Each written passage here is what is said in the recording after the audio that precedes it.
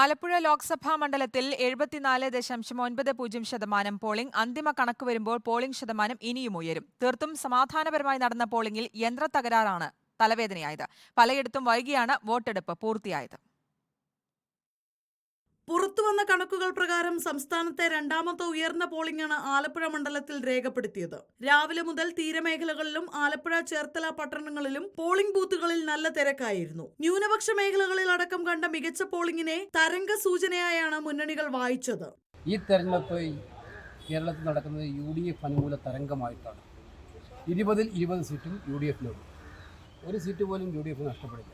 ദേശീയ തലത്തിൽ ഒന്നാമത്തെ ഫേസ് കഴിഞ്ഞു, രണ്ടാമത്തെ ഫേസ് കഴിഞ്ഞു. ഈ രണ്ട് ഫേസിലും ഞങ്ങൾ പ്രതീക്ഷിച്ചതിനേക്കാൾ കൂടുതൽ വലിയ മുന്നേറ്റമാണ് ഇന്ത്യ മുന്നണിക്ക് കോൺഗ്രസിന് ഉണ്ടായിരിക്കുന്നത്. ഇടത് NDA മുന്നണികളും പോളിംഗ് ശതമാനത്തെ പ്രതീക്ഷയോടെ കാണുന്നു. ആലപ്പുഴ മണ്ഡലത്തിലെ പോളിംഗ് ഒറ്റപ്പെട്ട ചില സംഭവങ്ങൾ ഒഴിച്ചാൽ സമാധാനപരമായിരുന്നു. വോട്ടിംഗ് യന്ത്രത്തിന്റെ തകരാറായിരുന്നു തലവേദനയായത്. പോളിംഗ് തുടങ്ങിയ സമയത്തും ഉച്ചയ്ക്ക് ശേഷവും യന്ത്രം പണിമുടക്കി. ഇത് പോളിംഗ് സമയം നീളാനിടയാക്കി. കായംകുളം നിയമസഭാ മണ്ഡലത്തിലെ പത്തിയൂർ, കറ്റാനം, ഹരിപ്പാട്ടെ പല്ലന, അമ്പലപ്പുഴയിലെ കക്കാഴം എന്നിവിടങ്ങളിലെല്ലാം നിശ്ചിത സമയം കഴിഞ്ഞും പോളിംഗ് നീണ്ടു. റിപ്പോർട്ടർ, ആലപ്പുഴ.